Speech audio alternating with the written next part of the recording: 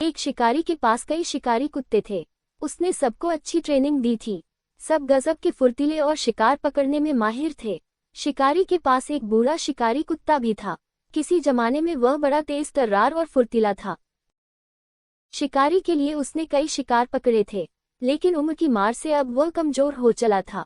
उसमें अब पहले जैसी फुर्ती नहीं रह गई थी, लेकिन शिकारी अब भी उसे शिकार पर ले जाता और बूढ़ा कुत्ता अब भी पूरा दमखम लगाकर शिकार पकड़ता। शिकार करने गया। वहां एक हिरण के पीछे सारे कुत्ते लग गए। हिरण जान बचाने के लिए तेजी से भागने लगा। कुछ देर में सारे कुत्ते पिछड़ गए और हिरण के पीछे भागना बंद कर दिया, लेकिन बूढ़ा कुत्ता भागता रहा। उसने हिरण के पास पहुंचकर अपनी दांत उसकी पीठ पर गड़ा दिए, मगर बूढ़े होने के कारण उसके कमजोर दांत टूट गई और हिरण उसकी चंगुल से निकलकर भाग गया। ये देख शिकारी को बूढ़े कुत्ते बहुत गुस्सा आया। उसने उसे मारने के लिए हंटर उठाया। बूढ़ा कुत्ता कातर दृष्टि से उसे देखने लगा, मानो कह रहा हो, मुझ बूढ़े को मत मारो।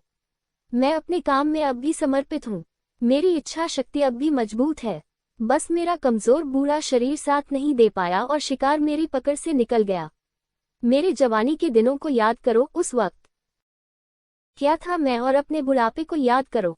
शिकार का हाथ रुक गया। उसका हंटर एक ओर गिर गया।